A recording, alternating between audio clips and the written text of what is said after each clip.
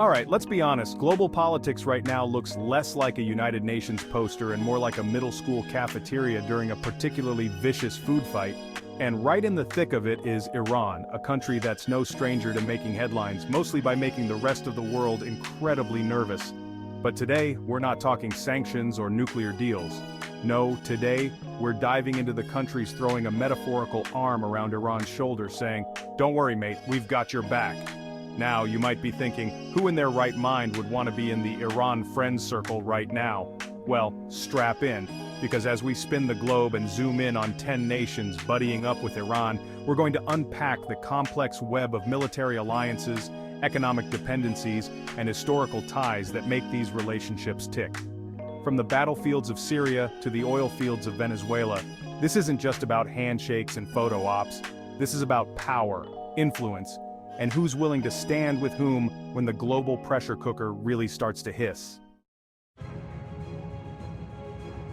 Let's kick things off with the relationship that makes the most sense on the surface. Russia and Iran, a bromance forged in the fires of shared enemies and a mutual love for, let's say, strongman leadership.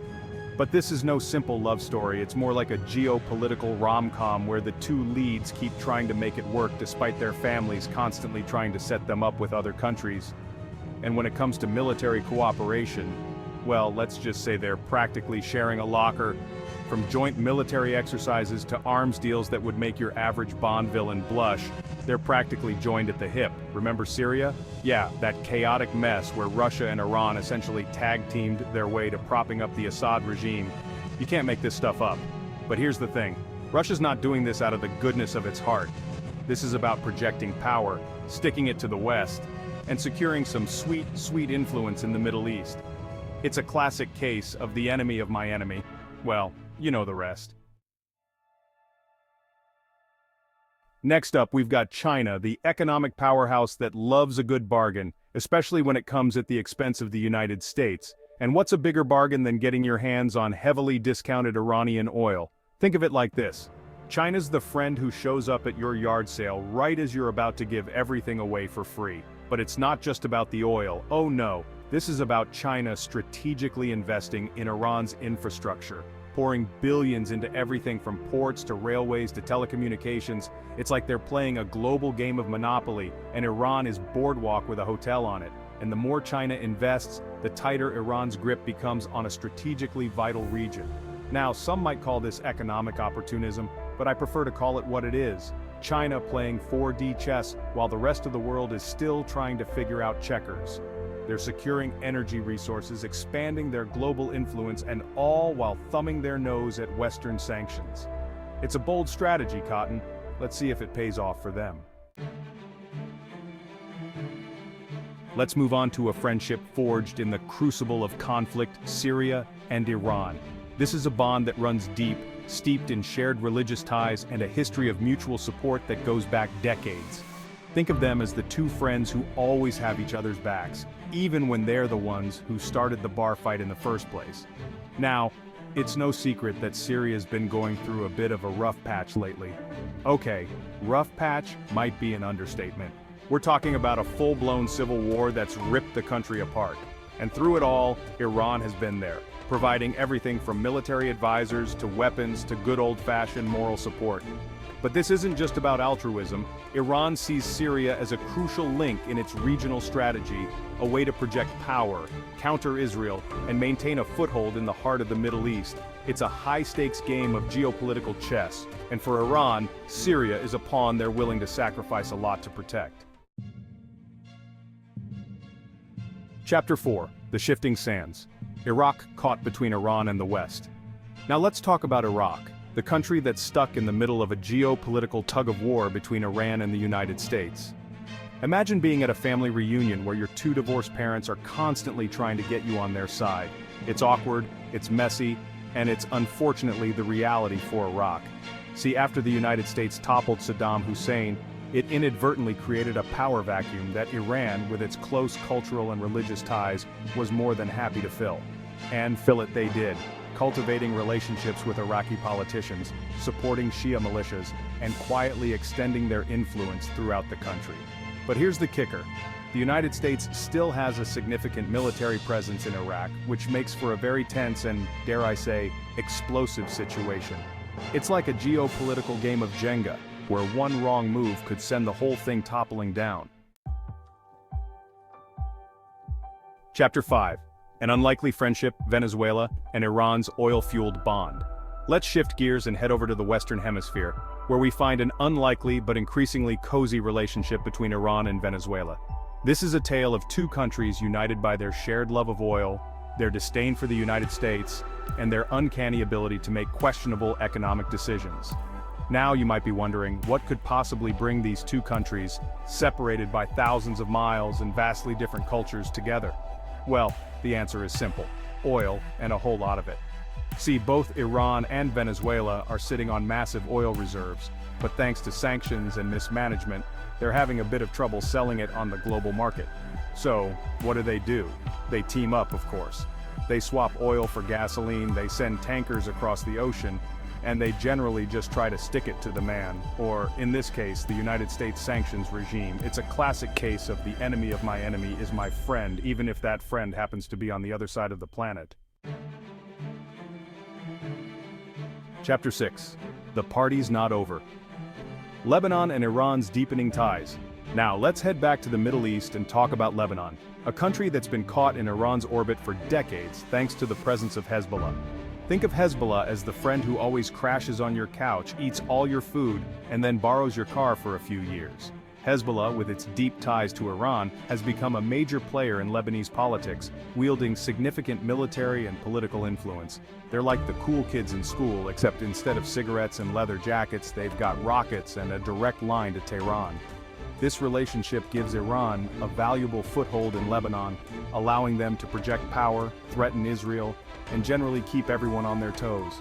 It's a delicate balancing act, but one that Iran has become quite adept at managing.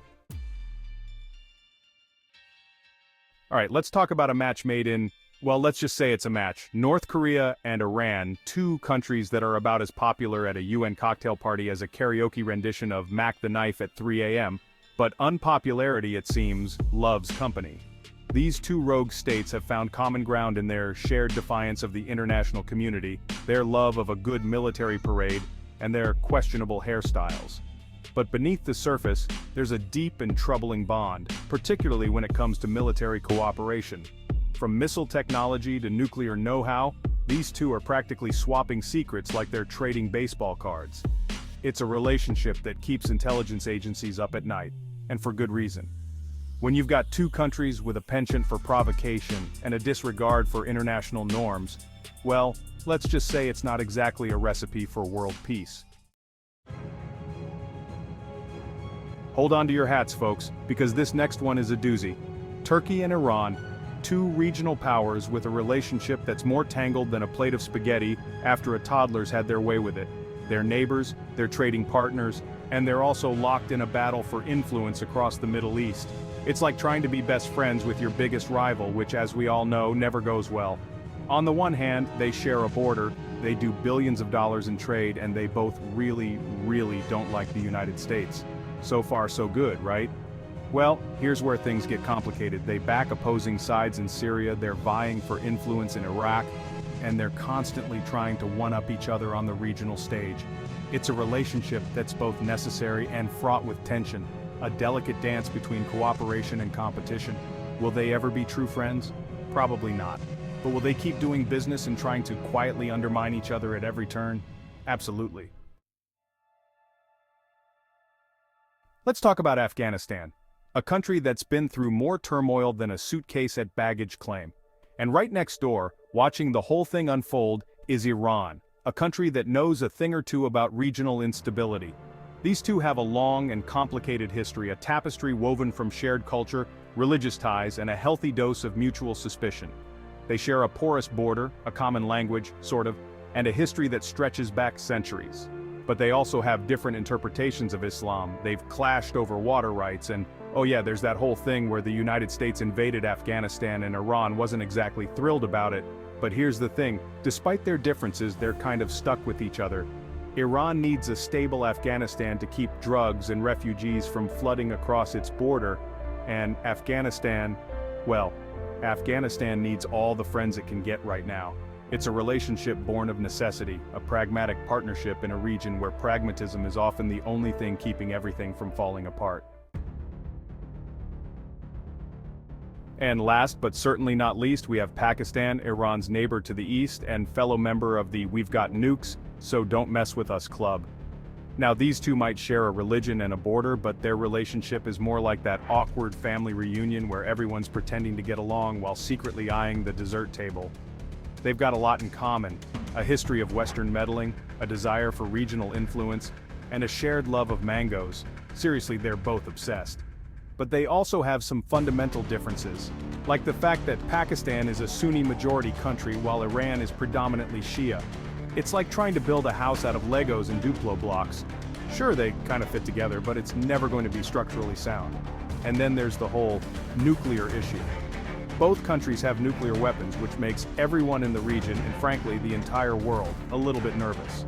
It's a delicate dance of diplomacy, deterrence, and trying not to accidentally start World War III. Fun times.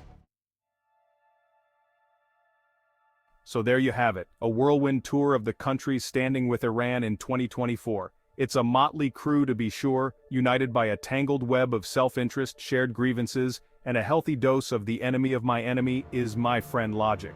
But one thing's for sure, Iran is not alone. As the global landscape continues to shift and traditional alliances crumble, these relationships are only going to become more important.